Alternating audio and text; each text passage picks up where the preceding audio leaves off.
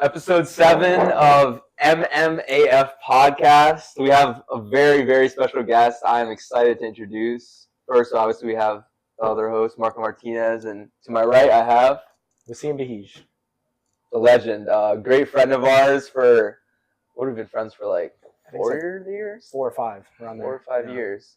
We met him cliff jumping, I believe so, right? Yeah, Billy yeah. Goat Trail. That was the first time meeting. Were you there when we met him? No, you came the second time. No, you were there second the first time. First time we were cliff jumping. I'm on the bottom cliff. I remember exactly how we met. I'm going to tell it because it's funny. Yeah. My perspective was funny. I'm jumping on the bottom cliff, and I remember I'm about to jump, and like some kids from the top are like, "Dude, have I seen you on TikTok?" And I look up, I'm like, yeah, maybe, blah, blah, blah. I'm like, dude, yeah, I've seen you, oh my God. So then we jump, we go up, we start talking to them, and they're like, yeah, I've seen you on TikTok, blah, blah, blah. And then I saw him on TikTok too. Or maybe he showed me his, and I was like, wow, that's so lit. So then we got that connection. And after that, I think that whole summer we just started hanging out together. My perspective was, I got to the cliffs, and I remember you were on the bottom cliff, and I was still up top. And then before I jump, I just hear, yo, is that Tarzan? Is that Tarzan? And like I had my long hair at the time, so it looked super long. And then I remember I jumped, I went up. I thought it was a shit. I had like 30K on TikTok. Yeah. And I was like, yeah, I had a TikTok. And then I remember Ash was there. Yeah. And then they started, he showed me his. I see like almost 1 million. I'm like, what the fuck? I didn't help myself right Yeah, now. dude. Quiet. And then you see the Thirst Trap King or the ex-Thirst Trap King. This is how it happened. After that, I didn't get any of your information or anything. Oh, yeah. So then I went back home and I was like, damn, they were pretty cool. All right, whatever. Maybe I'll see them later. And I remember I was going on TikTok and I had a couple videos like saved like ready for me to like redo them, like with my physique and everything. And I see one of the videos, I was like, wait a second. Same guy I met the cliff. That's the kid. Like there's no way. And then I follow him and then we start texting on there. And then we set up another cliff jumping spot where you came for that one. Yeah. And so did Freddie. Oh my God. I remember Freddie was there. Oh my too. God, yeah, Freddie was there. Yeah, that was. Dude, That I think was so I think fun. Jorge was there a second time Yeah, too. that was a classic. Some classic characters. But then like after that, we kept going like cliff jumping, and then we started like were working you out. with that like super buff Asian kid? Yeah, he Is was that an kid Asian. He was yeah, that guy was. Is that kid alive still? he's That still strong alive. ass He's kid. fat as fuck now, but Oh. Really? but Well, dude, were you he was with like the- Massey. Oh wait, I don't know if I can talk about this, but like, let's say whatever his name was, steroid kid, That's the fake it. natty, Oh. the light skin, That was like a lot later. But the yeah, guy who's like missing a ball. he's like okay, I yeah. think he was okay. there for ours. Yeah, he came. That's when we went to Woodbridge, Occoquan. No, we met him at Great Falls too. That was the first time I met you. Yeah, probably then too. Yeah, that guy. He lost a testicle in high school. Yeah, you told me about So that. doctors gave him HGH. He took full advantage. Started Dude, lifting. yeah, I remember that guy was 220 jacked. lean. Like Yeah, dude, he was a freak. And I remember he was like state champ wrestler. yeah, he was. Yeah, he he was Yeah, was that guy was good. a monster. That was lit. That was a cool experience, man. That way I met you was always crazy to me. And then that summer we were just living. Like we Yeah, started we living. were- And then I remember I got you Peak to life, man. I got you to drink for the first time. Because I made drinking at the beginning look like it was peak. Like the way I would just carry myself when I was You drinking. promoted drinking so well. Yeah, it's bad. He was It's bad. Because you Best looked advertisement for amazing that. and you drank like a fucking alcoholic, so everyone's like, "Oh yeah, we all like got into this like mindset. We're like, oh yeah, drinking's chill for We gains. turned You can skits make up for a bit. gains." We were like, Yeah. Yeah. drinking, getting lean, like Yeah, it all Yeah. correlates. It all works out. It's like what I remember. We're Like, so that's delusional. when I got the term shredded privilege. Yeah. And like being a douchebag and like the whole Damon Salvatore era. Like, Yeah. Because of you though, Yeah. you like promoted it. Dude, Yeah, I would train. I drink hard and I literally party drink hard. Train it. Yeah, Work whatever hard. it is. Party hard, train hard. something like that. Yeah. Something Work like hard, that. play hard. That's what it is. And I do that because I'd work at our job and I'd rip Nick at I'm like poor employees if they see this, but they know I'd rip Nick at the front desk. I'd rip it in the bathroom. I'd be like half alive. Doing school though. Doing school too. Like I was Online master school. multitasking. And then I trained so hard. Yeah, like 5 a.m. random ass lifts. I was just Opening up the gym. That was a floor. phase of my life. I mean, I did some bad things, but I also had some things that were, I don't know. But that was like 2021. Then we met you. Yeah. I think so, right? Yeah, Yeah, it was 2020. 2021. It was like that summer we graduated, and like I remember that was a peak summer. That was such a fun Yeah, summer. that was a great summer. It was just so legendary. It was just a bunch of aquatic activities. And Yeah, And just being shredded and drinking. I know Having it was fun. amazing. It was you like took my us first to time these shredded too. parties in Virginia too. Remember we stole Yeah, the that was beer? good. Shout out those kids. What's his name? Like Remember that? Moody? Medi, yeah. Medi. How do you remember that? I forgot his name. I have him on Snap, but I remember that. Marco was drinking. yeah, like this London really Dragon. cool. Shout out Medi. If you're listening, really nice kid. Holding the beer, getting ready to shotgun. Here we go. I picked that habit from you. 5, 4, 3, 2. Like saying it out loud. Praying for it. Oh my god, yeah. Oh my god, man, I forgot. Dude, I haven't drank it in. When's the last time I got drunk? Maybe my birthday last year. That's like over. No, it would have been summer. It was like Big last Little. summer. Big Little. Oh yeah, Big Little. I did get drunk. Last spring semester, so it's been over a year, probably. That's crazy. Yeah, definitely it's been over a year. I mean, yeah, this is your lifestyle. Yeah, change. it's changed. I think that was definitely something I needed, like a part of my life. Like, okay, I've already experienced it. I've lived it. And then you had your party life at Virginia Tech too. After that, right? So Wassime, growing up, you we were gotta like, get into your story. yeah. Let's go with your story growing up. You were like a very religious man. You were very strict. still are. You were very. Yes. When I met you, you were just a very Very respectful innocent. man. Very Very innocent. innocent. You were Yeah, so very innocent. I remember you and Samir, your friend. Way too innocent. And then I met you. Yeah, we and kind of corrupted you. No, but it was like In a good way.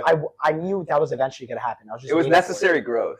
For Yeah, I thought it was character. gonna happen at college, but you know, fast forward kicked it. in. Yeah, a little bit. Yeah, then I got to college, and then I became like the shit there, like the Tarzan, like shredded, always drinking. And wait, people Women called him left and right. Tarzan because his hair used to. Yeah. Dude, you had Killjoy comment on one of your posts like, I remember that. She was like, She's like, you're my type. yeah, I like guys who have like long hair, they have pretty faces, and you Feminine literally were a like, little bit. you had like perfect skin, like the Yeah. side and flow. You'd make like these TikTok.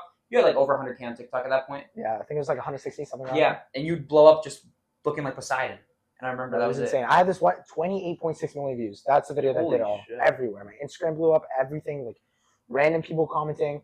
I remember like the first like month I was at the gym at Virginia Tech. I would have people come up to me. Yeah, I remember you No. developed like a fan base. It was pretty Whole big. thing. Everyone there just called me. They knew me as Tarzan. Yeah. So I was like, all right, I'm gonna live up to it. Let's see. Yeah, let's for see the how far people I get. watching, just imagine him right now, but like with hair down to like here, beautiful, Super curly, just like. Remember you came to my birthday party one time, my grandma was like, who's that girl? I was like, that's not a girl. I got that all the time. It's like ordering the fake ID. Oh my god, yes. He That's a ordered my ID. hilarious And I story. specifically told him, male. I put male on it, and they thought I was like a retard, and so they put female. Because they saw the picture. And it came in female. It worked every time. Yeah. Every single time it just worked. Insane. But yeah, let's get into your upbringing. So yeah, who are you, man? Like, how'd you grow up? You know, like, how'd you get to where you are now? Like, So what's your childhood like? You know? grew up very, very innocent, strict religious parents. Insanely smart in high school. Way too easy. Played a bunch of sports. I was chubby for a bit. Yeah, you had a transformation arc. Yeah, I similar was to me in a chubby. way. And then I decided, I mean, I've been to the gym here and there, but I was never like consistent with it. You were like As skinny well as, like, fat, right? Yeah, I was like skinny fat, a little chubby. Never consistent with it. Diet wasn't there. And then I remember it was like this one summer. It was like February. It was that summer. The spring. February 2021. February 20 something. And I remember I was like, all right, you know what? I know everything. Because I knew everything about the gym. I just didn't decide to like lock in. And I was like, all right, I'm going to take advantage of it. I knew about newbie gains. And I was like, all right, I'm starting now. Locked in, 3-4 hours in the gym almost every single day. Diet, super strict. And then I just started changing. And once I saw the results, I just became addicted. Keep going. So I really took advantage of newbie gains. When I started posting, like a bunch of people thought, okay, you're on steroids because like the massive like change. Yeah. And then I kept going. My training started like dying down a bit because I got comfortable with my physique. Then I met you, and I met Zan and Ash and you, and I was like, holy shit, I could take it to the next level. Yeah. Let me hang out with these guys more, see what they do. And the training you go through, I was like, fuck, all right, now I need to push myself even more, start tanning more, start doing all this. Yeah. It's just a mentality. Then it kickstarted again. Yeah.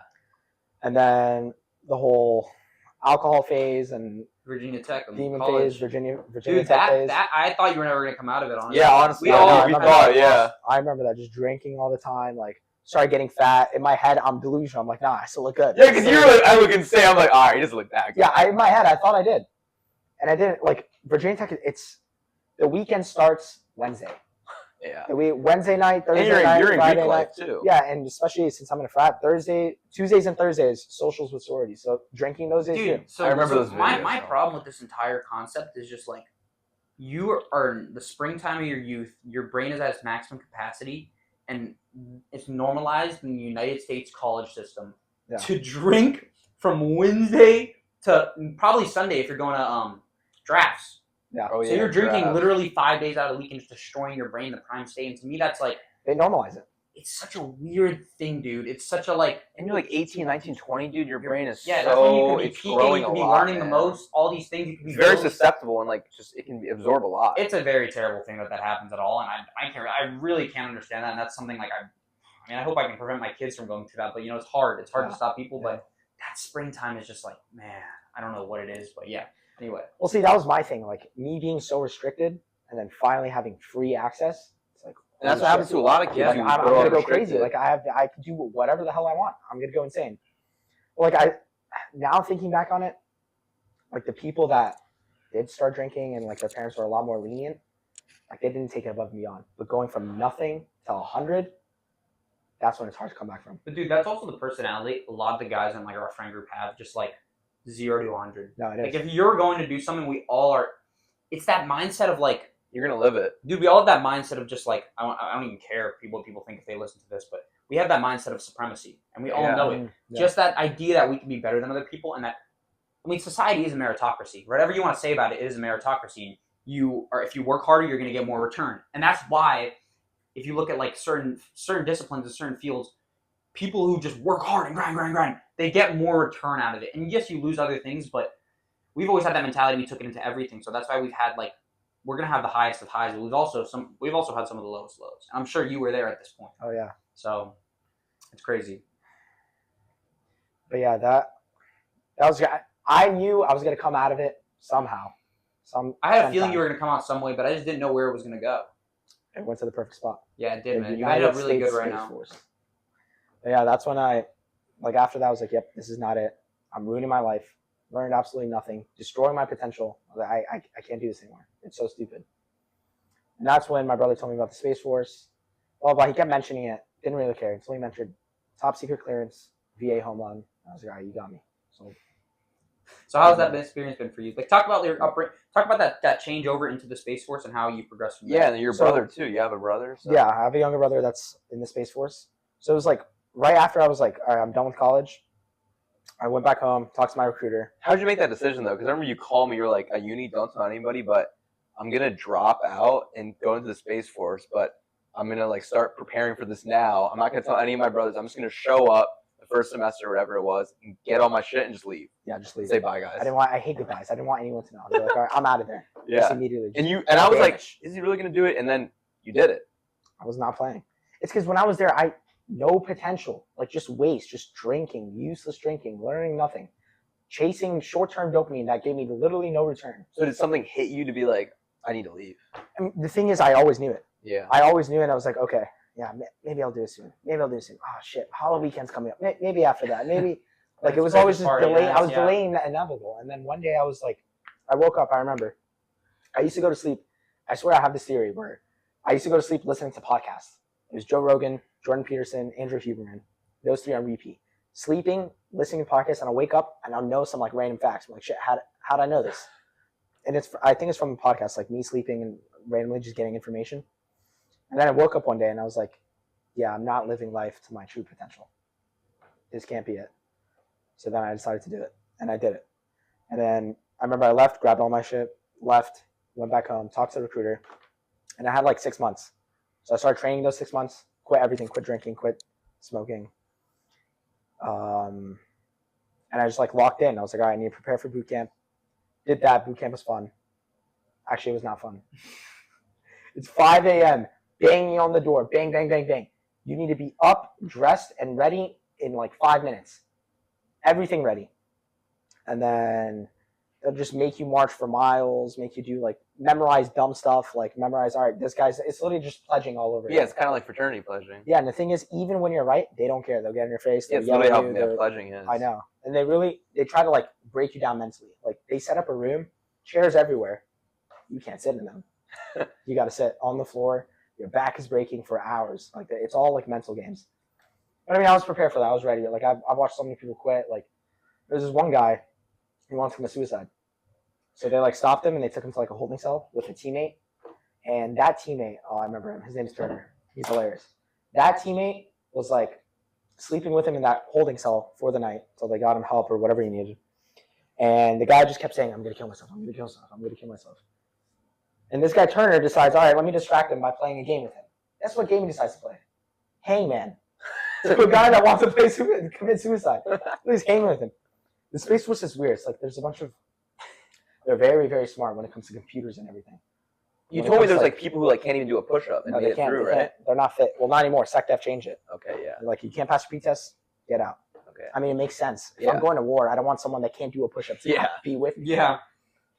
But yeah, they're very smart, like computer-wise, electronically. But when it comes to like social and like talking, out of there. It's like all their stats went to like 0. Yeah. Dude, you invest your stats in life, and that's just the way it is. They're like kind of outlier like nerds in a way. Like no, they're into like cards. You told me like they're card into games. literally like card games, not normal card games, like Magic Gathering. Yeah, and like what's that?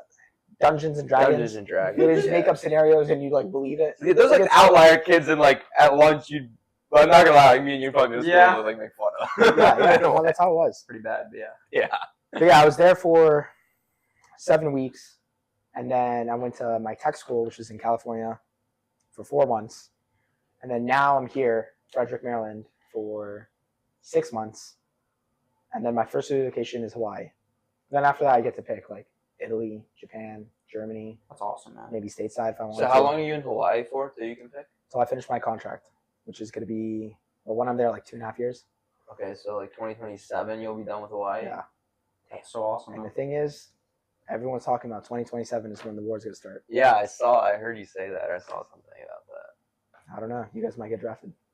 Maybe. And they'd have a badass guy in me if they get drafted. Dude, you'd be fucking Greg Foot. Well, the problem is I can't because my neck tattoos. But is that they would? No, with drafts, I don't care. Yeah, they don't care the drafts. They'll put you front line. You need no information. Like you don't need any education front line. But if you're They'll already see you and they'll be happy. They'll be like, oh shit, bet. Who this Jack man? Jack they literally Iron just Man. see all of you guys as pawns. They Yeah. don't care. Front lines, go die, and we'll move in. Something like that. That's crazy. But yeah, Supremacy. I mean, yeah, it's the way the world works, man. You set up your system so you can win. I mean, Yeah. I get it. But yeah, man, that is crazy. That is crazy stuff coming into the Space Force out of whatever your situation was. But I do think having that sense of urgency you had, like you came in.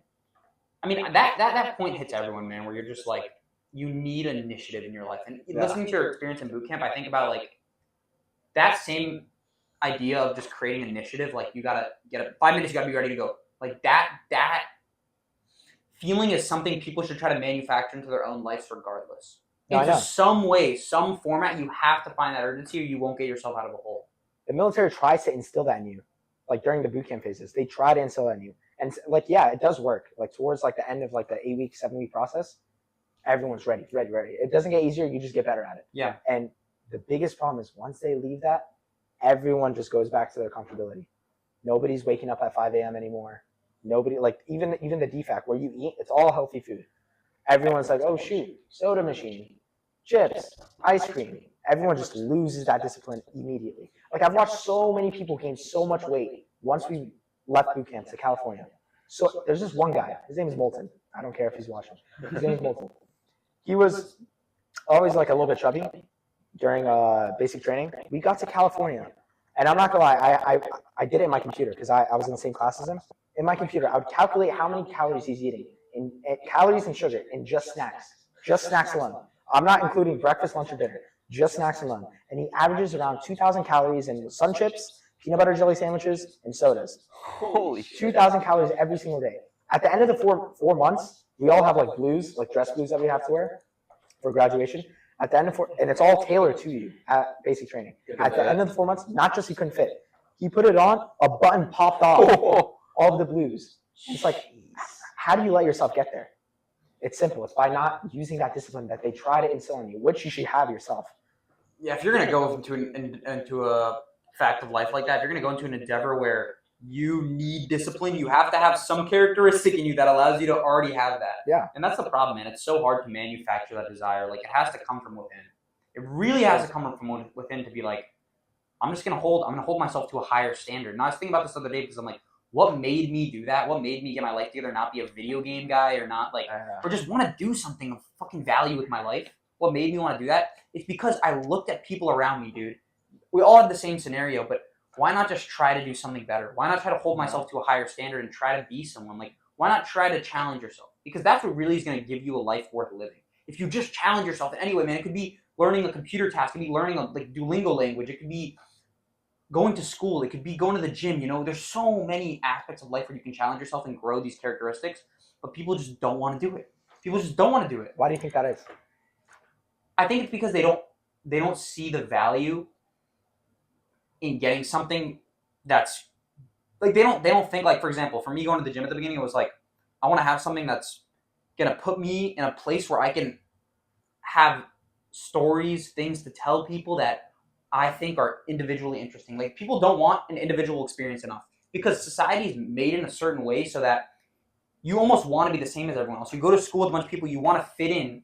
Nobody wants to be an outcast. Yeah. But you have to have that intrinsic desire to be like, I want to be different. Like, I want supremacy. I want to be better than other people, man. And if you don't have that, if that doesn't come at some point, and you don't, because it will come. That everybody at some point will feel, I want to be better than the next guy. I want to be better at this. I want to be better at that than someone. But they don't bite it. They don't take the fish bait. Like, they don't go with it. Does that make sense? Yeah, that's what it is. You have to go with that at some point. Everyone feels the urge. Everyone does, man. You can't tell me the single person that hasn't felt that urge. I know everybody feels that shit. But if you feel it and go with it, that's where you find these new things and these new endeavors of life, man. And it's not about having the best plan, because I can have a strategy. Let's say, like, I'm going to work out, man, this is the best plan. I'm ready to go. Everything's going to be perfect.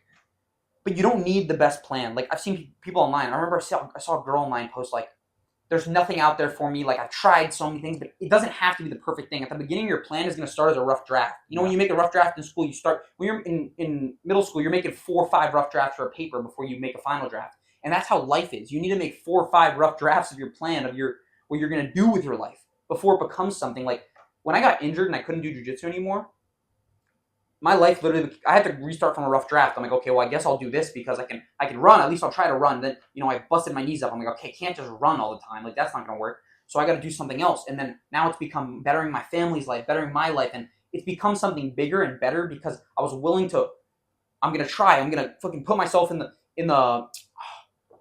going to put myself in the fire and I'm going to hammer and I'm going to see, okay, is this going to work? Nah, it's not really working. Okay, now I'm going to try it again. I'm going to put myself back in the fire until out of that you get something worthwhile and it makes your life just better. I think the biggest reason a lot of people don't take that route is comfortability. I think they enjoy the comfort too much, where they try this rough draft, they try to do this, they see how uncomfortable it is, they don't get any results immediately, and they just quit. They go back to comfortable. Yeah, I was gonna say, I remember I got this from David Goggins. This is the first person I ever heard say this, but I think everybody has that inner voice inside you, and I think that inner voice, it's louder in some people and it's quieter than others, because a lot of people will shut that voice down and kind of just push it down to where, like, it's not even there at that point, and then they can move on with their lives and be comfortable. But some people, they have that voice where it's like, I literally can't fucking die like this. Like, I have to do something with my life. I have to try to be the best. I have to attack life with passion and, like, try to just chase these dreams. I have to try to be the best. I have to try to just improve myself in some way. And that's what just, like, it chases some people to, like, keep that discipline and grow that discipline. Because, like, I remember I was listening to David Goggins talk about when he became a SEAL, he finally got through, like, the boot camp, the training he made. He was a SEAL. And, like, you look at SEALs, everybody looks at them like, holy shit, a Navy SEAL. It's, like, so, like, just outlier and it's extraordinary. But I remember he said, like, I got around these hard ass men, no homo, like, just strong, just disciplined ass dudes. But then he's like, I started to look at them like, I want to beat them. And so he started to piss these guys off, these SEALs off, because he's literally making them uncomfortable again. Like, he brought the training back to how when they were in boot camp, but times 10. He was, like, making them feel uncomfortable because he was waking up at 5 a.m., doing a 2-hour workout, doing their Navy SEAL stuff during the day, and then at night he's hitting another session. He was pissing them off because he had that same energy from boot camp, and he kept it to when they were already established, already SEALs, and they started to get mad because they're like, why the fuck are you doing so much? Like, chill out. He's like, no, I'm going to be hitting like 3 workouts a day and just going so hard. And then, like, when he was an instructor in the Navy SEALs, they got mad at him because he was, like, pushing these guys so hard, like they were back in boot camp again, and they were like, stop, like, you can't push these guys that hard. And then he kind of just like, all right, fuck, I'm just gonna do it on my own then, because people started to get mad. And, like, that's just that inner voice of, like, that pushes you to want to be the best and, like, just not satisfied. Like, I'm not satisfied. I have to chase more. Dude, and another thing that relates to just reminded me, because I took the MCAT like a couple months back, but one of the psychological terms that comes across is Vygotsky's zone of proximal development, and it's a certain zone you get into. This is when people, jiu-jitsu, people talk about you get into a flow state. That flow state, it exists in school, it exists in fitness. It's a zone where you're not putting yourself in a, like for example, I started squatting and I said I'm going to squat 4 plates. You're just going to fail. But when you put yourself to squat, let's say 185, and for you that's a challenge, and you challenge yourself with that, but it's just enough challenge to force you to grow, and you see the little growth you're getting out of that, then you're in your zone of proximal development grows a little bit. So now you put yourself in a deeper zone, but that same zone, it's enough to give you pleasure and to give you progress, but it's not enough to put you back. To you start to what's the word? Like you start to fall back and you start to hinder your progress. So everybody in any aspect of life you go into, you need to put yourself into that zone of proximal development. And even with me, with things in life recently, it's been like, sometimes I'll be like, I just ate my meal for the day because I've been doing 1 meal a day fasting. I eat my meal for the day and I'm like, man, like, I just want to lay here and do this. And then I'm like, wait, but that's what the old Marco would have done. The old Marco would have just chilled out. But if I want to be a better person, I have to do just a little more today. Just something new. Something it could be something so minuscule. But the problem with people is they don't want to do things that seem minuscule because they want to look bigger in the bigger picture. Like, for example, like let's say I started running and I saw that like you're running 8 miles a day. And I'm like, okay, well, I can't run 8 miles, but I'm going to do 2. But to me, that doesn't really seem worth it. So maybe I shouldn't run at all. And a lot of people will say that, right? Because people are doing things that are so amazing. They're not willing to just put their ego aside and do something for them that's going to put them in their zone of proximal development so they can start growth. Because at the beginning, you go to the gym. At the beginning, you're starting with nothing. Your growth is going to be so minuscule compared to like, man, I'm looking at this guy who's been lifting for 8 years. Like everybody looks up to these fitness influencers, but their zone of proximal development is so much larger because it's widened over time. Does that make sense? Yeah. And people get hindered. People get hindered from embarking on these new endeavors because people don't want to have to deal with the minimized results they're going to get at the beginning of anything. And that, when you can learn to understand that that's going to happen in any endeavor of life, and you can just keep growing that's when you'll start to find progress in whatever you're doing. I truly believe that, and I think that's how it is. And I never thought about that until recently. I heard Jordan Peterson talk about it, and I'm like, oh my god. That is like, I was learning that for the MCAT, but that's so true, man. Like that is being in that zone and finding that zone week after week, month after month. That's where you fucking grow as a human being. It's insane. It's fun to see how all that's learning I've done, man, has actually come back to help me. So yeah, I find that interesting. But that's the big thing for people, man. That guy, like let's say that guy, whatever his name is, he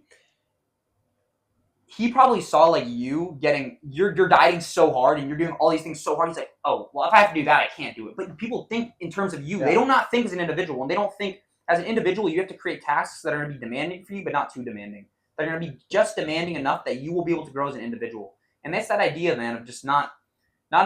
It's comparison's the thief of progress. It's also the thief of joy, people say, but it's the thief of progress. If you're just comparing yourself with other people all the time, sometimes it can be good for you if your zone of proximal developments are relative. But if like, for example, I'm squatting like 3 plates plus, and some people look at me and they're like, oh, well, I just shouldn't squat them. You can't think that. You have to think on your own timeline, man, because this is your life. It's not another person's life. Don't live for another person. And that's what it's really about if you want to grow, man. No, it's literally how it is. I remember at basic training, like my diet every single morning would be 6 hard-boiled eggs and turkey bacon.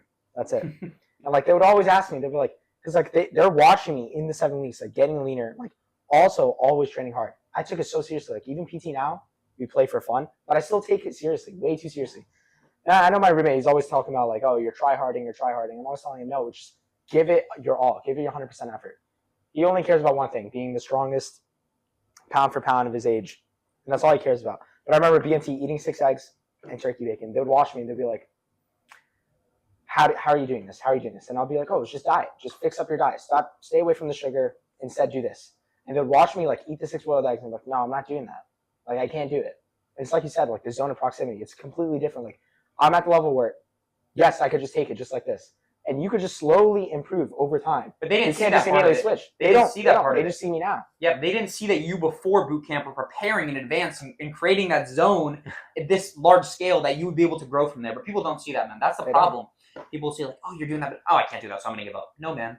Find your zone and start expanding from there. It's wargaming. It's strategizing. It's on a large scale, man, and that's it's really not as complicated as anybody ever makes it seem. But then again, like, it's just about being an individual, man, having that individual perspective, because if you just conform to the masses, man, and you conform to everyone else around you, you're going to be the same as everyone else. And is that really what you want with your life? You want an individual experience so you can tell people, man, I did this and this is individual. And now we're all in the group, we're in the group chat with the boys, we're all hanging out in person, and we're like all talking about these little individual things we did because we're all growing in our own regard. And even if you tell me you're growing on a smaller scale than I am, I'm never gonna. Nobody who's stronger than you, nobody who's smarter than you, nobody who's bigger than you, whatever, will ever belittle you for growing at your own rate. Never. I've never met a person who's done that. And if they have, they're caught up in their ego at that moment. Yeah. But once people have matured, they're like, I respect him. He's trying. He's trying for himself, and that's what really matters at the end of the day. And I've realized that more with my dad because I'm training my dad day 35 today. He's growing at a smaller rate than me, and he sees me like, I'm getting my strength back. So I'm increasing because I already had that previous muscle maturity. I already had that previous strength, so it's coming on fast. He's like, I don't know how you do it. I literally don't know how you do it. But it's because I've been doing it for so long and increasing my intensity over time. It seems almost impossible a gap to close because I've made the gap so large. That's really how it is. You just have to increase your own right, man. And it's okay to suck and lose. Yeah, that's so good, okay man. It's that's good. What you want to be, man. It's okay to suck and lose at first, man. Like we've all been there, but it's through getting through that tough phase to where you start seeing the wins add up. The little wins over time, they compound so much. Like XRP shit, man. It's 10x, man. And you're growing, man. You're eventually you're at this point and you're just holy shit. You look back and you're I couldn't even do Poppy, for example. He was squatting with the bar. I looked at the video today. He's doing a 25 and a 10. Good ass when we squatting. Dude, that's big wins. Yeah. But even the little wins before, the bar, the 10, the 25 and a 10, or 25 and a 5, then the 25 and a 10. It's win, win, win, win, win. I bet if you told me that right now, he'd be like, oh shit, man, damn, yeah, you're right. Yeah. No, say that. He's lost. He was 155 today. He's lost 15 pounds since we started. It's only been a little over a month, right? It's crazy. It's just that impact, man. It's that impact. And one of the things for me, we can talk about cutting too, because that's something you've been doing. But for me, because I had to stop jiu-jitsu because of my back injury. Then I was just tired of training with a haphazard back, man. And your calorie burn is down. Less my cardio. Calories burn so much down. And I was like, man, what am I going to do? And I've been reading the Bible a lot. And a big thing they preach in the Bible, if you want to get closer to God, is fasting. Always fasting. And it's that idea of just putting your external goods at a lower value than they currently are. You're respecting the internal part of yourself. And doing that, I was like, you know what, man, I'm going to start fasting. And a lot of people say, oh, but you're not going to gain muscle. You're not going to do this. All these things all these concepts people have made up in their head. If you fast, man, you will feel how it is. It's every day is a battle. Every single day is a battle. At 11, 12, I get I don't get hangry in the sense that other people do where they're actually get really outright mad, but I'm on edge. If you fuck with me and I'm emotional on edge, you probably shouldn't be, during that time from 11 to 2, you probably shouldn't be in emotionally engaging conversations, but sometimes I am with my dad cleaning, so we get in arguments. But anyway, it's a test every day to grow, man. And that's just what it is. I'm just challenging myself a little bit every day. And it's not the hardest thing. I can endure it. It's nothing compared to other things I've done, like wrestling when I was losing 17 pounds in 2 days, So it's nothing like that, but it's a little challenge. And every day I can feel myself growing mentally through it. It's more little wins. It's more little wins, and you keep growing through these things, man. You need to have something you're progressing as an individual. You can't do nothing, man. Just small wins for you, whatever that means. If you're gaming and you're stuck in your dad's basement, just go do little things to make yourself better, man. It could be just going on a small walk. That's something to start reading a book. Do something outside of your comfort zone. What is that? I don't know. Pick up a skill and work on progressing that every day. Then you're gonna start to progress pretty fast at the beginning, man. Dude, switching up the mainframe, man. You have to switch up your mainframe. How are you doing your fasting? How am I doing it? Yeah. Wake up. When do you eat? When do you train? Do you eat before you train? Do you eat after? Do you eat something? I wake up around 6 a.m. because my dad always likes to work out before Michael goes to school. My little brother, he goes to school at around 8, so we wake up at about 6 a.m. Maybe I wake up at 5:30. I change. I get ready, and I wake him up. We go to the gym. So 6 to 7:30, we probably train around there. Get back. Usually we help Mikey get ready for school. I'll go on a walk. I come back. I do some work, and then we usually clean. And I still haven't eaten at this point, so I'm fasting this whole time until about. I've been trying to keep. At the beginning, my fast was at 12ish, and then I started increasing. I want to get to 2. Because I felt I've done fasting before in the past, and I felt that if you can eat one meal around 2 to 4, you have enough time so you digest and go to bed on an empty stomach. Yeah. But you have that entire morning period fasting. You have to overcome these hunger bursts, and then you get a very mentally clear state before you eat. Where I like to do meditation and prayers and these things where I feel so zen, and I'll do that. And I'm still getting the hunger thing, so I'm fighting those off while I'm meditating and stuff. And then I eat, and I've been doing that one meal, and I can eat so much, man. The food freedom you have when you fast is insane because I'll eat today 2 pounds of chicken, a pound of ground beef, 4 servings of yogurt, kombucha, apples, bananas, fruits, vegetables, all this stuff. And it looks like I'm eating like an emperor, but that's one meal. And then after that, tossed up, man. I go, whatever, I do some reading. You're I do still some getting work. your nutrients and I'm your getting proteins and all your my carbs. nutrients in. You're hitting like, that shit. Man, I'm absorbing. Like I can feel my body absorbing those nutrients. Like I put it like this. Like it's like Ando. I heard Greg Flint say this one time. If you go to ranger school and you give and you give a steak to a guy in ranger school, he will eat the fucking bone. Yeah. Like he will eat that bone. Like a dog. Like you will see his skin absorbing that because his body's so like I need food right now, and that's why I like to get my body into that state where it's like you actually need it. You're not just gluttonous. And sometimes I feel these urges to snack, but for me now it's become a thing where I'm like I'm trying to overcome my gluttony. And like another thing I was trying to overcome like was sex drive, so that I haven't had sex in 2 months and I don't have wet dreams, I don't have anything, nothing, and I've literally almost overcome that feeling of just like sitting and staring at women and like horniness and all these things. Like I don't really like I can still feel that, but I can control it so well. And I can control myself, man. I can control these emotions, and that's really what fasting gives me, control over everything. It's just gaining food discipline, man. And people need to understand that like even if I like sometimes I think, man, if I grabbed a snack right now, it wouldn't do anything. It might be better for me, but it's not going to be better for my mind. And at the end of the day, man, these physical gains are temporary. All of this shit we have as 22-year-olds, 25-year-olds, whatever you are, this is going to go, man. But what are you going to remember? You're going to remember the mental discipline you gained. And that's what you're going to pass on to anyone you meet. That's going to pass to anyone you train, anyone you're friends with, your loved ones. You're going to pass on the discipline, the integrity you have as an individual. And that's really what I'm trying to work on. So what do I care if I lose a little muscle mass? I don't, but I'm not going to lose a little muscle mass because I've done this before and I've seen how it works. It doesn't work like people think it does. If you're drinking all the time, it's different, but I'm literally living almost an optimized life besides that. Yeah, I don't get I used to do a post-workout shake, but I don't even do that anymore because I like the mental fortitude, man, to overcome that hunger phase. And you gain a lot through it. And now I have control over myself, man. I can do whatever I want. I think I can fast for 2 days now, maybe 3 days. Because that's like I feel that control over myself. Like if I needed to, I need the right environment, but I could do that. Because I have that much control over my life, man. If you want control over your life, start doing things like that. Restrict yourself.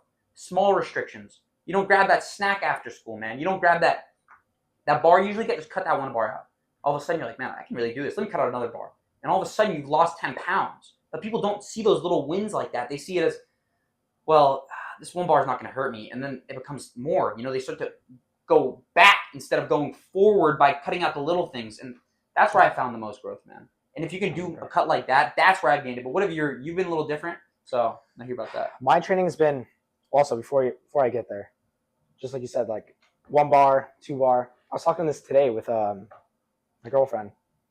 That's so weird to say. I know that. But I was telling her, she was like, "Oh yeah, I ate a graham cracker today. Like I feel so bad." She's also super locked in. But I was telling her, like, there's 2 different types of people. There's a person that would eat a cookie, and be like, "Shit, I ate a cookie. All right, I'm done. I should stop." There's another person that'd be like, he would eat the cookie and be like, "Well, I already ruined it." Go off the rails. But it's like that. It's like the small stuff and like the discipline of that. Anyways, yeah, my training has been like, so Mondays and Wednesdays I'd wake up 5:50 a.m., go to the pool, swim laps for like an hour, and I'm slowly increasing every lap. Like I'd swim like when I first started like 50, take a little break, 50, take a little break. Now it's been like now I'm 100, then take a little break. But yeah, swim. After that, come back, shower, go to school, drink coffee. Which does that break it fast? No, I think that's fine. Coffee's mostly fine. But You're drinking coffee, just diuretic, so you just flush. It's honestly good sometimes. I like to do this. If I'm still feeling a little bloated, I'll flush. But that's the thing too, dude. My bloating is like, oh my god, so much decreased because of fasting. No, yeah, it's incredible. It's incredible. You drink a lot of water? I drink a ton. I'm drinking like 2 gallons a day now. Ooh. Yeah, I'm you chugging those build things, up man. to that. Yeah, you do need to build up to that. And you can also wash out the minerals, but man, I get my salt in. I also do a lot of hydration stuff. So I've been doing Mios like hydration stuff for my water. So I'll drink I'll chug a regular water, then I'll do one with Mios. Then I'll chug regular water, then I'll do one with Mios. So it's like mixing it up a little bit. Yeah. So now I'll go to class and let's see, wake up at 5 a.m. We're dismissed at lunch around like 12. And that's when I'll break my fast. Now I'd go, cook 6 eggs, a can of sardines. Every day, same thing. 6 eggs, a can of sardines. Then we'll go back to class, finish that, immediately get into a workout, finish my workout, and then eat. Like weight training workout? Yeah, like weight training, because we're done for the day. Yeah. Then I'll weight train, and then immediately just eat after that, and I'm done. I guess like 2 meals a day. Yeah. And like I'd eat straight protein, maybe a little bit of carbs. Like right before the gym, I would like have some honey, and then straight protein right after that, and I'm done for the day. Sometimes I'll like throw in a couple fruits, veggies, but that's it. If you really want to get shredded, dude, the supreme discipline, the highest level is to literally just eat meat. Yeah. And like I tell people No, this, yeah. but eat like I'll eat vegetables with too sometimes, like very low calorie vegetables. Like I ate green beans for a while. Because those are so filling, dude. You can eat. I remember I used to eat like 2 pounds of green beans and like a pound of meat. But my old perspective on cutting when I would get really shredded, like right now, I mean I'm pretty shredded, but you know there's levels to it. Yeah. And I would do literally just meat some days. I hit my protein, done. Like it didn't matter what time it was, man. If it was 1 p.m., all right, I hit my protein, I'm done. I don't. What am I eating? What am I eating for? I'm not eating for my gluttony. I'm eating to grow as an individual. I'm eating to get shredded. I'm not eating for. People get caught up in gluttony, man. People are like, your body. They think their body craves chemicals. Their body craves the nutrition. At the end of the day, if you're fucking starving, your body craves nutrition. You'll eat that protein. Feel like you're eating like I'm eating a live cow or something. You know, like it's really. I'm really taking that in. But that's what your body matters. Like I tell my dad, like he's like, man, but don't you want to season make it taste a little better? I'm like, dude, if you put yourself in the certain starving state, a pound of raw ground, like not raw ground beef, but ground beef cooked with no seasoning tastes majestic. Yeah. Like you taste the meat, and I'm like, this is so juicy. It is so great. I don't even need salt. Sometimes I'll start eating my meat, and I'm like, I don't even want salt. Maybe towards the end, once I'm like, okay, this is not that good anymore. I'll put some salt. But beginning, man, you're like, you can eat it, and you taste the meat itself, and you enjoy that purity of what the food really is, because you get lost in all these seasonings, all this bullshit people have online now. You know, it's so easy. So back to fasting, like my religion, you're mandatory supposed to fast for a month, not a month straight, like sunrise to sunset every time, and I would always get that clarity. And it's the same thing. You're fasted throughout the whole time. The thing is, no water. That's the You're fasted throughout the whole time. Right when you eat, you could eat anything. It's so true. You can literally eat anything, and just amazing. But if I did want to start eating like a meal a day, how would I do that with like the schedule I'm on right now? So I'd say the way you do it probably is, so you do your morning stuff, your morning trainings. Like I'll go on a run. I don't eat. I just hydrate post run, and then I'll do. We're in class. So if you swim, you're 9 to 16, which is 9 to like 4, and there's a lunch break in the middle. Yeah, I'd probably eat that one meal at that lunch break, and then go to the gym. Yeah. Well, the problem is you're going to the gym. He's going later. You're going. Yeah. I go in the morning. I go first thing in the morning. So that first thing a day is huge. That first thing a day is huge. It makes it a lot different. So the thing is, when you're going to the gym in the morning, like when you're breaking your fast, you're like fueling yourself from that workout. But I'm going to be doing it reversed. Yeah, that's the problem with that. I don't think I would do it the way I'm doing it if I was you. I don't think I would. I'm kind of in a similar boat to you in a way, because like I was going to say, like on a smaller scale, I'm doing what you're doing. Like I'll wake up at like 8 something. I go to work in the morning. I don't have anything to eat. I fast till like 2 or 3, which is a decent long fast for me. You know, it's for me that's a win. So I come back, I'm like, yeah, and after work I'm hungry, so I'm like, okay, that's when I eat my meal. I'm like, but like, yeah, like when you said, like when I'm cooking and like before I eat that meal, I feel so like locked in and dialed to where like when I pray before I eat, it's like it's a strong prayer, and like I really am thankful, and I feel like connection before I eat. I eat the meal, or maybe I'll go read or do some stuff for like an hour, and then I go hit the gym. I'll do that workout, that weight training, like how you do it later in the day. But then I'll go for a run after, or I'll go to BJJ. So that's like technically 2 workouts. I like doing 2 workouts back to back, like a lifting and then cardio. And then I'll come back and eat dinner, and then I'm capped for the day. Dude, I think this way, I was going to say for you then, in your scenario, you should do that meal. That's going to be like your nutrition meal, but then post-workout, you do a protein shake. If you need some carb, protein right after? I just do straight protein. I kind of got the 2 meals a day from you. Yeah. You were doing that when you're, well, I was going to say, it's different, like, when your cardio cal burn or whatever is limited, you can't do a lot. When you're only weight training, I think it's definitely easier to kind of starve yourself in a way and do that one meal. But when you're doing like heavy cardio sessions and weight training, it's kind of more beneficial to do those 2 meals, I feel like. And I got that from you, because you used to do that when you were doing like 2 BJJ sessions or 1 and a weightlifting session, and you were getting so many steps on campus. So. Yeah, I was getting so many steps. You kind of need that nutrition. You do need that nutrition away, but I think, dude, you can get to a point where your one meal is literally so large too. So I think that's super outlier though. A lot of people can't do what you do. 11:30, 12 is when they give us lunch, and I mean, I think if I do eat that meal, that's not really that long. You can shrink it and then just do like kind of 2 smaller. Yeah, you can do 2 meals, dude. I think that way is probably best for you too. The way you're doing it sounds good. Like I wouldn't mess with that for now. And you're also like, you've made really good progress, dude. So relative to you, it has been working, but I want to take it to the next level. Like just leaner. Yeah, dude. I don't know leaner. Like right now, I'm slowly gaining weight. My strength is increasing, but I'm still maintaining leanness. If anything, like I think I'm getting leaner. So I wouldn't really. Just a couple days ago, I had a new quad vein, which I've never gotten. Yeah, dude. I think just stick with your 2 meals right now. Sounds like it's I working, just you do know. that. And if you want, yeah, just decrease one if you want to get leaner. If you don't, just I'd say honestly, I don't know. I feel like there's some power in having a gigantic meal and then you have the rest of the day fasting and clearing up your mind and everything. Definitely. Protein shake, protein shake's always good. That's what I'd say. Protein shake post workout. Well, one meal. That's really all you need. No, I guess that makes sense because then I'll be done eating at like 5 p.m. 5 to And like the thing is that 12 protein next day. you're gonna take that protein shake, and that thing will digest quick. But if you do a whole meal after, it's a little different. You might go home. You might go to sleep a little. It's kind of like me right now. I kind of feel like I'm still in that fasted, dialed state. Like I just came from a workout earlier before this podcast, and you saw me. I just had that shake. Yeah. But I still feel really dialed and locked in right now. But I know after this podcast, I'm gonna eat my dinner, and then that's when I'm really gonna feel full and calm, and then like I relax and I'll go to bed. Yeah, that thing. It depends. I guess the size of your meal too. You're pretty disciplined with that, so you're good. But yeah, usually when I eat, man, I like to eat a big meal. I don't know what it is. But that works for you. It works Which for is me. good. And then your 2 meals works for you. Your 2 meals works for me in a way. Man, it's all an individual basis too, for sure. But it just the way my lifestyle ended up, it's good that I'm doing that 1 meal a day for me. Yeah, that's good. But if you like are getting clear-headed, the whole day, clear-headed, like man, that's the biggest part. If you're back like to doing a lot of cardio, do you think you'll go back to 2 meals? Well, I'm running honestly. I'm running. Those days I do run fast. I do workout, run fast. Yeah. And if I did jujitsu, it would probably be at night, and I'd probably do a shake after them. Yeah. No, but even sometimes I like being just like dead after jujitsu. And I've seen you do that. Yeah, I'll come back and just be dead and just be like, I remember that. I go to sleep super zen. And my body's right to bed. My body's washed out. Like I just go to sleep. Yeah, I remember. And then I'll wake up so dry and dehydrated and shredded because you just sweat out everything. There's no carbohydrates in you, keeping that water retained. So you're literally just like a piece of paper, like peeled and diced. And do I remember you wake up after those sessions, like a hard cardio session a night, fasted, nothing more. You'll wake up like I'm gonna die right now. Like I don't know if I felt that before. You need a chug of water. Like you wake up and you're like it literally feels like there's like 30-pound weighted blanket on me. I'm like, bro, oh my god, like my whole body's so crippled. But you get up, you like pull your shirt up in the mirror, you're like, fuck. How do you get yourself to the gym then, feeling so like dead? I'll drink caffeine in the morning after that. What about the cramps? Oh, caffeine is huge. Caffeine in the morning right after that. Cramps. I'll drink like chug 2 waters and you drink 3 bottles. Yeah, I was gonna say for cramps, I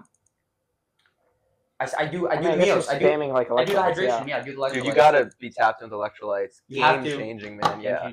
Pre-workout, so I'll do 2. I wake up and I'll do if it's a mega dehydrated day like that. 1.2K of what? Electrolytes. How much sodium's in that? that? Means, Yeah, I don't know. I only drink that for the potassium. But I was gonna say, it's like 2 bananas. If you do, I'll wake up after a day like that, like super dead, dehydrated, shredded. Like for example, like me and my dad were doing yard work for like 2 hours, and I was just drenched, shredded. And that's cardio, passed out. Yeah, big cardio. And I was like so dehydrated, dead, and I woke up. 2 electrolyte beverages, like 2 whole bottles of water, electrolytes, man, that will have your everything feeling rehabilitated. Once you get the pump going. This low-key gives me, I don't know, I don't want to call it out, but it kind of gives me scammer vibes because it's like 1,240 milligrams of electrolytes. What electrolytes is that? Yeah. Like, what are you giving me? Read it. Let's see. It doesn't even say the sodium. Yeah, count. it's like it's just like ad stuff, man. Yeah. People put things out so you just get entrapped in them, man. It's so smart to be aware of like water. Yeah, that's good. But it's smart to be aware of like what kind of advertisements you're getting based off the individual you are, dude. And like you can get really paranoid about that stuff, but be aware of that because that's kind of a display of your character in a way. Like if you watch the advertisements you're getting and you're like, yeah, you see where the world's trying to lean you, you know that you need to adjust yourself in a certain way. And I've even noticed this personally, like I'll get certain ads where I'm just like, all right, I mean, I don't know why I'm getting these. Like there's something wrong I'm doing here, so I gotta change it up a little. I can't even give you. I was thinking about that. I can't even really give you like a discrete example of it, but I'll notice sometimes through advertisements like the stupid pop-up ones. I guess I would say food, like life, like random. I kind of have an idea what you're talking about. Yeah, there's just weird ones, man, where I'm like I know I'm getting this for a reason, and it's like people living this like fake figment life. You're like, what the fuck? I'm not gonna live like that. Yeah. But why are you showing me this? Yeah, I mean, there's a lot of things online. Dude, it's crazy how powerful advertisements are, and just like the way the internet and the world's modeled. Look at the way of the world, man. Yeah, no, they do it on purpose. Like, you know about the Costco thing? A lot of people go to Costco just to get like a rotisserie chicken. They put it all the way in the back just so you could walk past everything. Yeah. Oh, okay. Yeah. That's standardized grocery store. They try to like manipulate you. It's not even. It's online too. Mm-hmm. Yeah, dude, it's online too. So if you accept the cookies, it knows what you're looking at, and then next day you just see random ads of like. Yep. How we get here? Dude, it's crazy. It's crazy how the world's like made to navigate you in a certain way. Yeah. I find this so interesting. Well, like being aware of it. Being aware of it, man. Just being aware of who you are and what you're working on. I mean, the world wants you to not be the world wants you to not be different and like optimal. Yeah. It's literally simple, dude. Like people don't want to do it. And I was talking to my friend about this because you know Goobs, right? Mm-hmm. He's gonna start doing a. He's gonna like those videos I've been doing where it's like day in the life and stuff. Mm-hmm. He's gonna start doing those. Oh. The biggest thing is like, dude. I believe that everyone is eventually going to realize how there's literally almost zero negatives to making like day in the life and like those kinds of videos and just putting your life out there. Like if you have a life filled with love and you have a life filled with passion, why not try to reach the max? Like people like, yes, but I like to live a humble life and I like to keep my stuff personal. Why not try to live a life where you try to help the most people you possibly can? Like you live a growth life, you live a passionate life, you live a life that can inspire people. Why not try to like benefit others? Because there's no shame in that. Like I make these quick day in the life videos where it's just me like working and doing this. And yes, it motivates. On top of that, it motivates me to want to do more. Want to help my dad clean. Want to do all these things, and it also helps motivate other people. So even if you don't see it, yes, even if you don't see it, like there's no negatives to it, man. The benefits are so tremendous. I think eventually almost everyone will be doing like posting all their stuff online and like these kind of things because all you have to do is set it up. I mean, yes, setting it up sometimes can be hard, and that's like a little challenge for yourself. But once you've done that, you're helping so many people out in such a small scale for you to just do that, man. Maybe you're motivating someone. I've had so many people reach out to me over time. Like maybe I get like 4 or 5 people reach out to me. Like, man, this is really inspirational stuff. You got to keep doing it. And people don't comment because they want everyone to comment.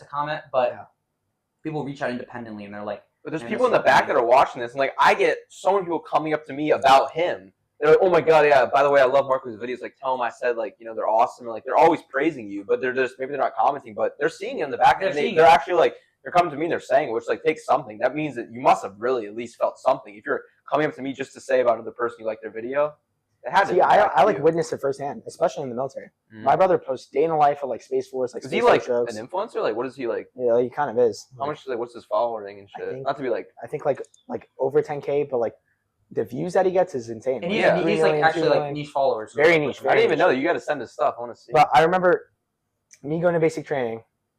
Blah, blah, blah, we start talking, and we have the same last name. We all go by the same last names. And, like, him posting the videos, he would always tell me, like, the sergeant would make fun of him. In the beginning, they used to always make fun of him. Like, they put him in a room, and they went through all of his TikToks, like, on the board in front of everyone, kept laughing. He didn't care. He just kept posting. So I remember being at BMT. We all got our name tapes. You could see it. Last name, Bahije. And people walked up to me. They're like, oh, my God. Wait, I know your brother. I joined because of him. They DMing him, messaging him. Oh, so many people joined specifically the Space Force because of him. See, that's cool, man. And like I went to California and like the leadership, the commander, all of them, they came up to me. They're like, "Yo, is your brother still making videos?" And I was like, "Yeah, he is." And at first they hated it, and then they told me they were like, "Tell him to keep it up. It's a good recruiting tool." Like the outreach you get and people you can inspire. I remember even me, big on TikTok. So many people, hey, you inspired me. I started. They'll send me like before and after pictures. Like, yeah, you can get a lot of hate. You can get no comments. You get nothing, but.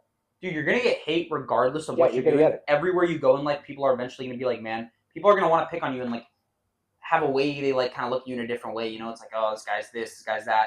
It doesn't matter, man. And what I also am saying about this, doing these things, it could literally just be for yourself. Like you could look at it, I'm having zero success, I'm matching with 0 people, but you're growing as an individual by analyzing your life. I have to go through the things I've done today. What have I done? And as you go through, you start to realize maybe I could have done that a little better. Maybe I could have done that a little better. And you have so much room for improvement just by going back and reflecting on what you've done in that way. So it's a reflection tool for yourself. And people just don't see it as that because people are so worried about what everyone else is going to see about them, man. Yeah. It's not about everyone else. It's about what you really gain from this individual experience. And you have nothing to lose doing these things like that. It's not something where you're risking anything. You're not doing any of these things. I just told Goobs, like, listen, man, make sure you're having fun, keep living the passionate life you're living, and just record it. Like, that's all you're doing. Just set up the camera, get a clip of it, Maybe talk about it, and then just post a little clip about that. Yeah. Because it's not going to hurt you. Like, it won't hurt you in any way. And I don't think... I mean, it depends. Maybe work and stuff. People might... I don't know. I don't really know how that all works in, like, the business world and all these things, but those things, man, it's quite invaluable, and there's really nothing to lose from it. So I think more people need to try to at least, like... Give it a try, man. It's not... No, I agree. I'm thinking about making a day in life now. Yeah, I actually am, too, because, like, I used to post, like... I don't doubt anyone would know me. Yeah, and then, like...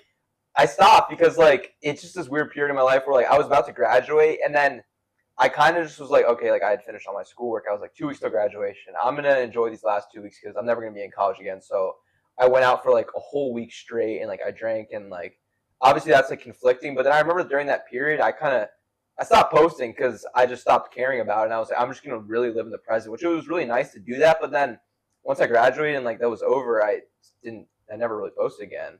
And then like a month ago or maybe a month and a half ago, I was like applying for jobs and I turned my socials private because I was like, I mean, this isn't really me anymore. I'm not posting, so I'm just gonna private this because like I don't want people seeing this.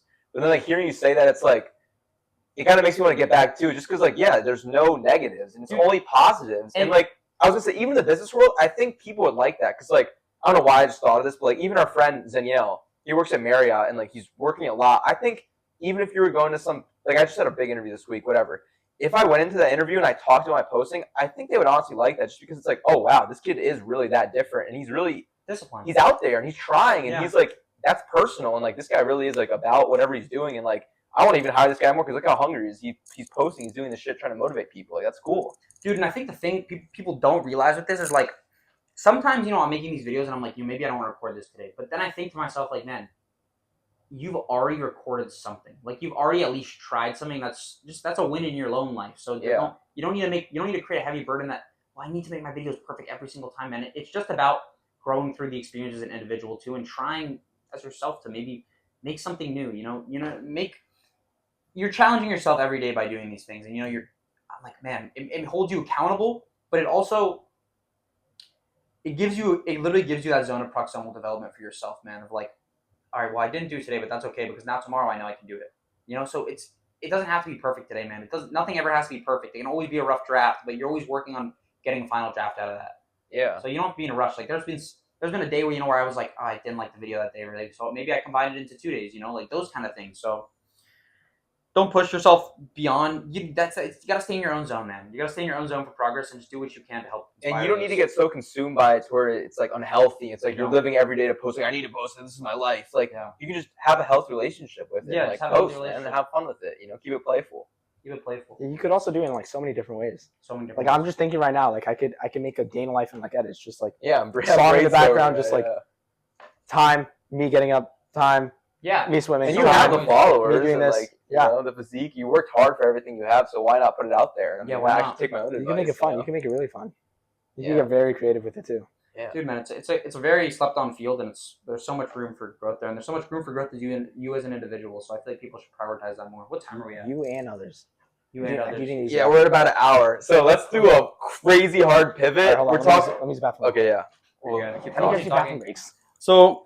Yeah, we'll cut. Or actually, no. We'll keep. No, we're not gonna keep. We'll keep talking about something. This is not Poppy. I love when your dad's like. Well, seems to have the mic on, but it's fine. The mic on. It's funny. Yeah. But yeah, man. It literally is just a place for growth, man. And I've been gaining a lot from doing it. It has an outreach, dude. It has just an outreach. Honestly, this keeps me in it though. This doing podcasts, it keeps my desire burning to want to still do social media and post. I think that's why I'm really liking these podcasts. I'm glad I'm doing it with you. It still allows me to like get that feeling of where like I'm still getting myself out there because like at the end of the day, I have that feeling deep down in my heart to where like I have positive impact and positive values to give out to people. Like I can help people and I want to help people, and so it's like this at least allows me to like keep that burning a little bit. But if I was posting, it would raise the fire. It would feel a lot. Yeah, just don't push yourself too hard, man. Don't feel like you're obligated to do anything. You're doing it. You got to do it out of your own heart. Yeah. And I think that's what you really have to feel, because like, if you're pushing the right things, man, what is it like? What is there really for people to hate? Like, sometimes I watch back my videos recently, and I'm like, literally, there's 0 things you could say that are hateful about this. Like, one of the guys commented on my video the other day, like, you have a small back, and I was like, okay, this is the only thing you could say. This is the only thing you had to come and say about this entire like. I did like 20 things in the day, but the one thing you say is like, for someone who does 100 pull-ups, you have a tiny back. I'm like, all right, man, that's fine. I said very insightful. That was my response to the comment, because I'm like, this guy, like, you picked one thing. Yeah, the way you respond is always it's just so nice and perfect. I try to, because, dude, I've realized, too, like, it's honestly one of those things that Jesus preaches in the Bible, too. Like, if you love your friends, if you love people who are good, all right, well, if you love your friends, sinners are going to do that. Like, someone who's a drug dealer is going to love their friend. It's easy to love someone who's good, man. It's easy to show love to people who are good, but it's hard to show love to people who are doing things that are inherently bad. And people you don't like. And that's where you grow as an individual. Yeah. If someone says something hateful to you and you show love back, you're growing as an individual, because you're outshining their negativity with positivity, man. And that's what life's really about. When you get to a point where yes, you're going to feel the negativity. Everyone feels those emotions. It's normal.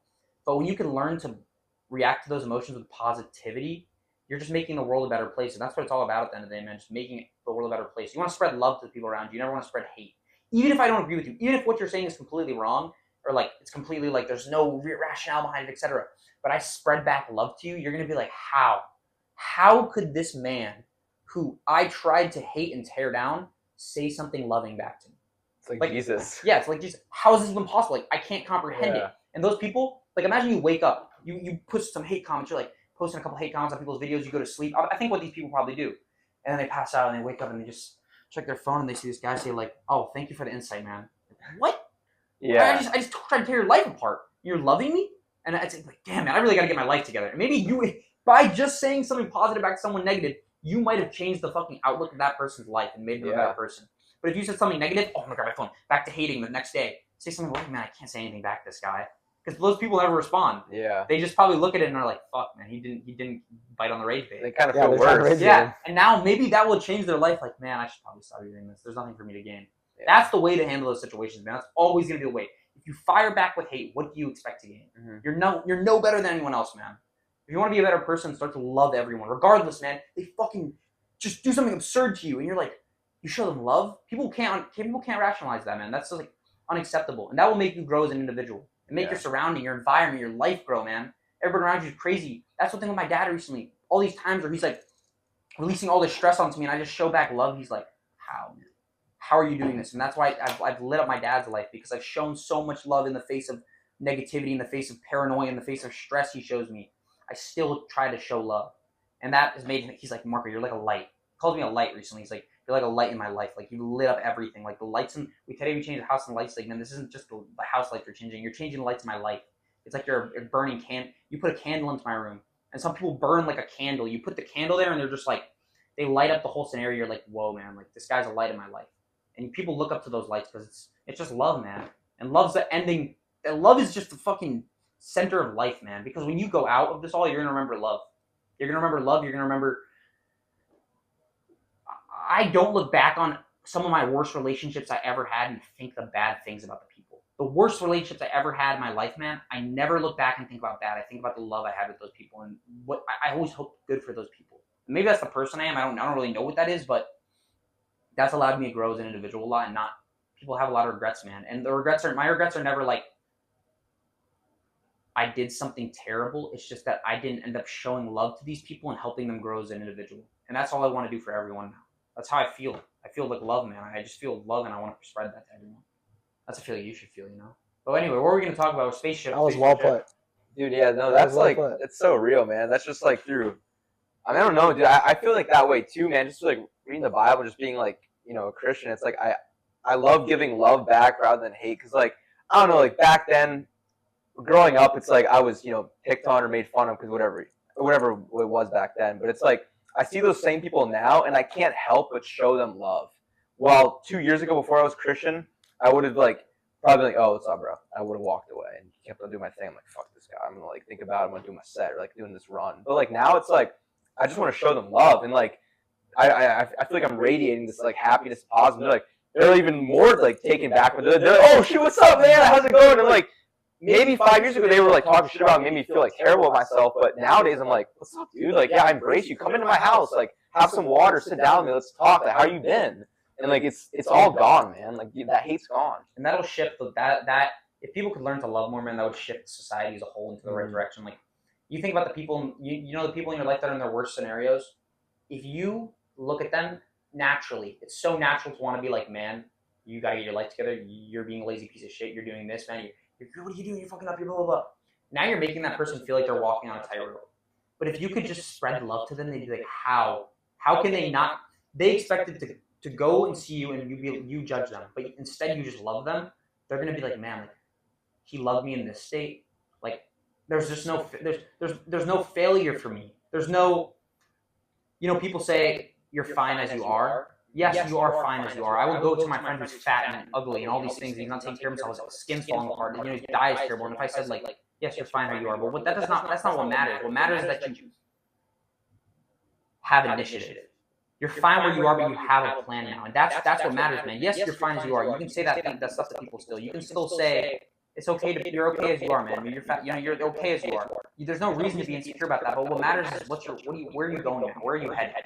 That direction. Do you have direction with your life? If you have direction, you're gonna be good. Yeah. That's all that matters. Your direction. If I see someone heading in the right direction, if I can nudge them in the right direction through love, that nudge will be so much stronger than a nudge of hate. That makes them be like, I don't want to go there. You have a pet. You ever pull a pet to go somewhere? You grab your cat. You're like, go over here. Cat naturally pulls away, but if you love the cat, or you love the dog, and you pet it, and you're like, okay, come over here. You're like, come over there.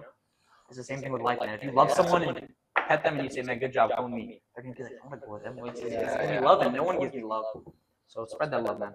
True. It's a quick message. But anyway, what are we gonna Yeah, talk about? so I wanted before we finish off, we're like an hour, but I want to do the hard pivot because you're one of the most educated and like just weirdly you have so much knowledge about these insane conspiracies, ideas, and stories that you've told us like as we've been friends for like 4 or 5 years. That I'm like, holy shit, how does this is this real? Like you told me stories about your dad with like those gins. Like, I remember I heard that when we were hiking one time. That was insane. And then you talked about like these conspiracy theories that literally like blew my socks off. And like our friend Goobs, like what the fuck?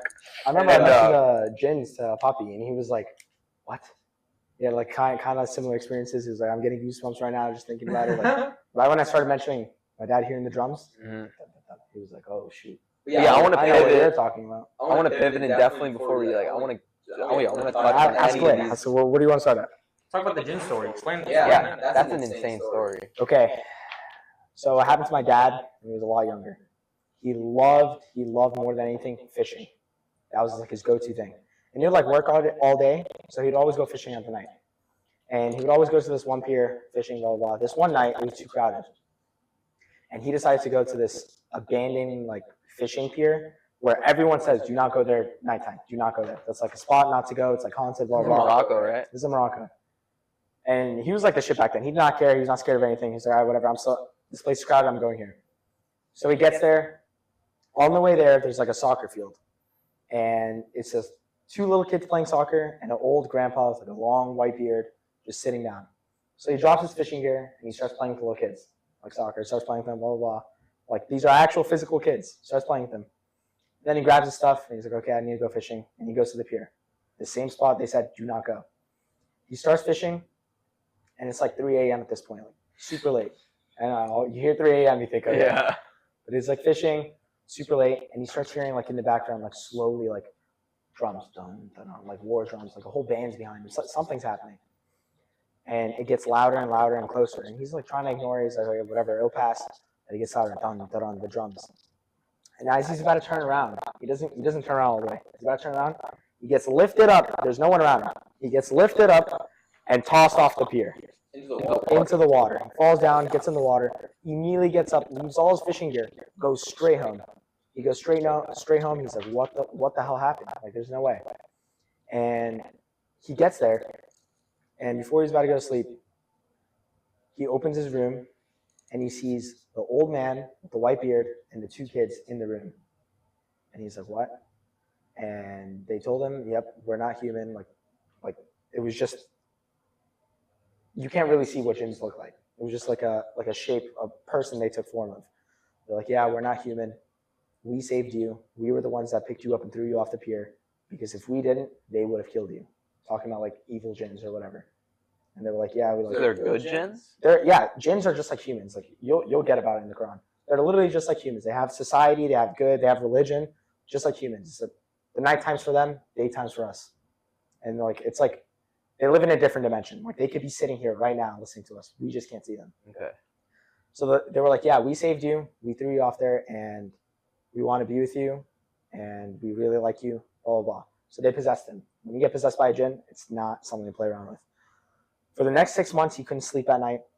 He avoided certain foods, like foods that had salt. He couldn't sleep at night. Like he was like off it. So like in Morocco, like possession is like they know about it. So they brought like different, what is it called in English? Priests. It's like sheikhs they're called sheikhs that perform like exorcisms. They brought so many, none of them would work.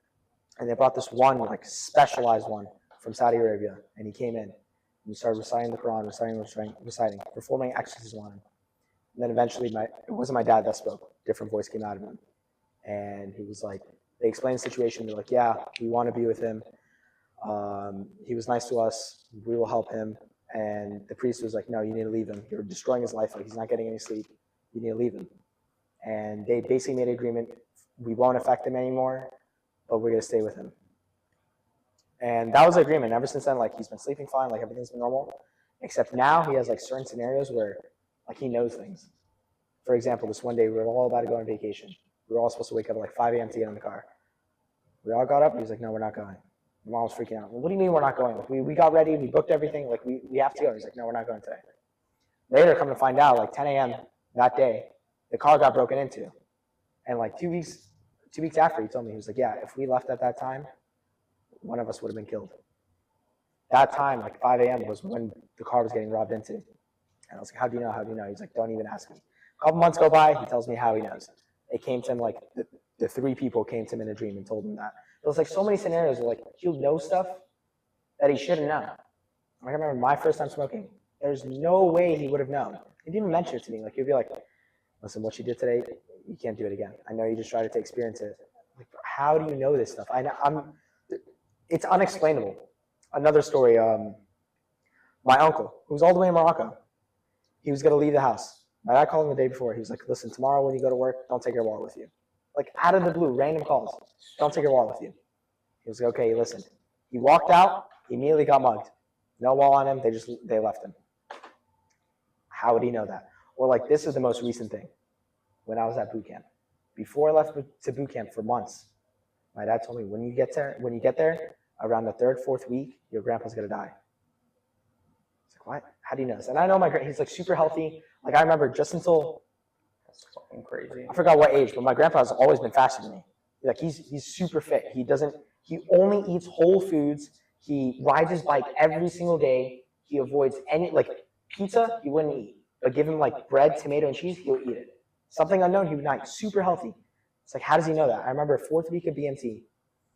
It was like a random coincidence. One of my friends needed to use his phone. And I was like his teammate. You always need to go in pairs. And I was a teammate. And I was like, oh, can I get my phone as well? Just to check my finances. That's an excuse. Check your finances. They're like, okay. I open my phone. First thing I see, my friend texted me, I'm sorry for your loss. What? I checked. My grandpa did die. How is he going to know that? So he knows stuff like, it's like unexplainable. And like, he can't like force it. It just happens. And he told me it was like ever since that day. And it would just come to him in like, dreams or like certain visions. Like he would look at a person. I remember this one time we were at, I think it was like Myrtle Beach, like some sort of beach. He would look at a person and he could tell if he's possessed or not. And it was this one time, this one guy was walking, and my dad was like, he would always like throw in this like wisdom lessons every now and then. He'd like, see that guy over there? He's possessed. Looked like a normal guy to me, normal guy. And then I was like, well, how do you know? He was like, okay, just wait. And he starts reciting the Quran, reciting. And the guy just starts like tweaking, going in circles, running around, hitting his head, like full on tweaking. And my dad stopped. And the guy he like collapsed, fell to the floor. And then he got up, picked up his stuff, and just walked normally. NPC. It's like, how? And because of that, I mean, seeing all this, it just makes me like, God is real. Like this stuff is real. That is crazy. But yeah, that's a dad Jin story. I feel like that's even enough for me to end this podcast. That's insane. I don't even know what to say. That's cool, but it's like I don't even intense. know. It's kind of scary. Extraordinary. No, it is. But this stuff is out there. It's real. You live it every day. You just no one can see it. There's a lot of people with like crazy stories like that. There's But certain to places hear you like gotta go to. like a friend that we know like say that to us like right into my face, it's Marco, like you need to ask your dad about this stuff.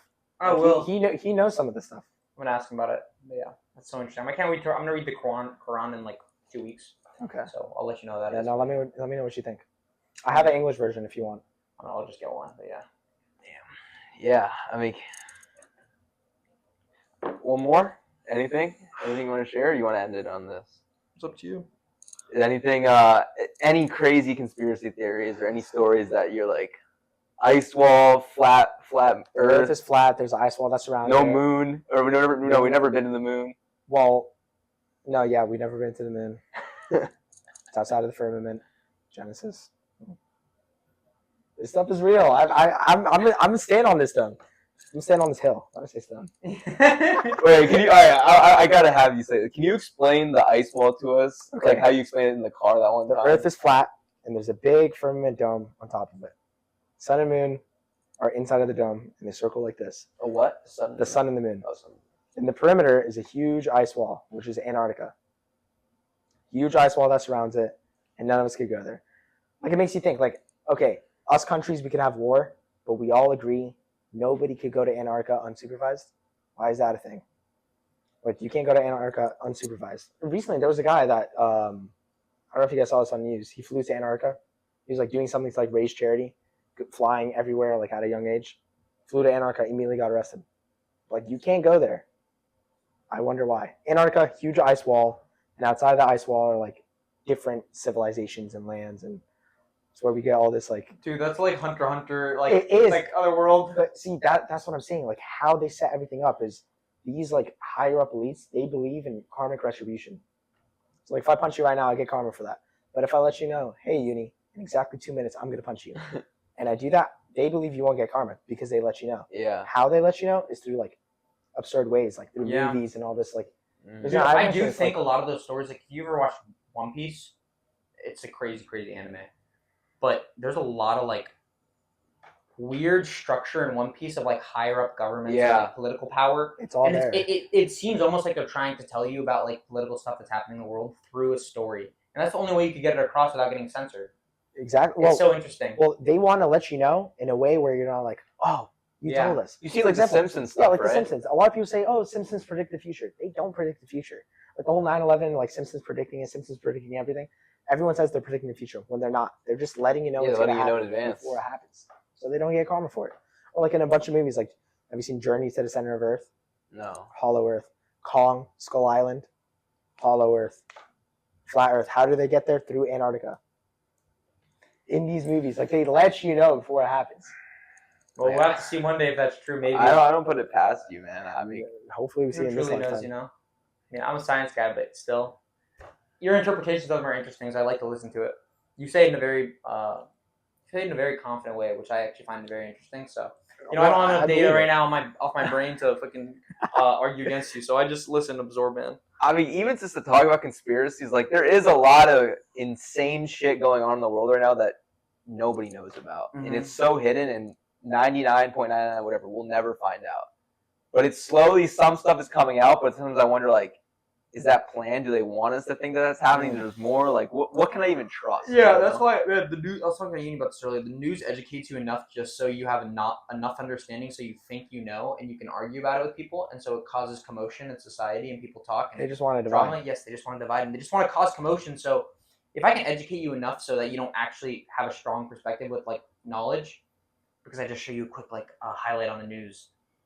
Versus to learn that and actually understand, you'd have to listen to, like, 5 hours of people talking about it and, like, very in-depth conversation. Yeah. Yes, you have to go through a lot, and nobody's going to do that. So they just give you enough information so you're pleased with your understanding. You can argue, and they're just keeping you occupied.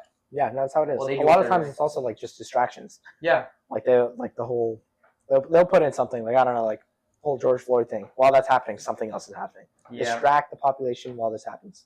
That's crazy. And especially, like, the divide thing. The divide is the biggest thing they like liberal, conservative. They love that. Can you speak on True Masons at all? Freemasons? Freemasons, I meant, yeah. I don't know why I said true. Freemasons. They're a secret society that they believe in building themselves. It's crazy. They believe, like, they're some sort of god. Because the most famous one I know is the one Tom Cruise is a part of. What is that? Scientology. Scientology, yeah. Scientology is different. But Freemasonry, you don't really learn anything if you join a Freemasons until you get to, like, the highest level, which is the 33rd degree. Also, numbers are a crazy part. Not like numerology, like, that stuff is, you might not believe it, but these billionaires believe it, and they use it all the time. But 33rd degree is the highest thing. Once you get there, they ask you, what is your religion? You'll be like, oh, Christianity. They'll bring you a Bible, put your hand on it, denounce it. Now you could be a 33rd degree. Oh, that's when they really just... That's when you get deep into it. That's scary, man. And they teach you about everything. Like, they wear this, like, thing around their waist. It's like robes, right? The specific thing right around the waist. And they believe it's to conserve the life seed, like your sperm. That's where the power comes from. That's crazy stuff. It's crazy how they do it. But, like, the numerology thing, that stuff, why do the billionaires use it? Like, what do you mean by, like, numerology with billionaires? Like, what are you talking about with numerology? So they specifically try, like, depending on what day you're born, you're better at this, you're better at that, you're better at this. Okay. But like numbers too, they use numbers like with marketing or anything. Like, for example, 28. 28's like they believe the number of wealth. Every Rolex ad, when you see like the watch, the date is always like 28. Like I think I've noticed that. I've seen that. Yeah. like the most like they try because 8's also like the number of wealth that they believe. They try to like price things where it's always like 8. Like it's crazy how they do it. Like in a lot of different ways. Like even like the richest people born, like they're born like days on like 28s. A lot of people try to get married to women born on 28s. I know a bunch of people, like this one podcaster, he planned to have his son born on the 28th. Like they get very crazy with it. It's crazy. But that's like a deep rabbit hole. Yeah. We're diving into rabbit holes. I think in this time we'll do this in another podcast. Yeah, I definitely want to have you back. I want to have you back on, man. Yeah, man, because this was a great episode, and I think like I just love talking with you guys. We're all Even friends. having you on, man, I'm getting like third guest vibes right now. Like Yeah. having a fourth person, just having you here would be like fun to even have Yeah. you interview somebody Yeah, else. that'd with be us. cool. I need someone like to debate with conspiracy. Yeah, man. Yeah, Oh, man. I want to That'd be host a awesome. debate. Yeah, that'd be fun on the podcast. But yeah, we always like to end off. We just ask the guests one piece of advice, anything that like just stands true to your character that you can offer younger person, older person, maybe watch this. Anything that just your advice, your words. I would say it's a quote I've been like loving recently. Success comes from what you do today, not tomorrow. So really take advantage. Like today's the day. Like start now. Live in the now. Now. You want to become a millionaire? Do that now. Live in it now. 100%. I agree, Yeah, man. that's beautiful. Be who you want to be now. Exactly. That's it. Don't wait till tomorrow. Wait Well, now. Start now. Wassime, great episode. Episode 7 closed up. Yeah, episode 7. Thank you. Yeah, thank you, man. Thank you guys for having me. Yeah. Hope you guys enjoy the episode. Woo!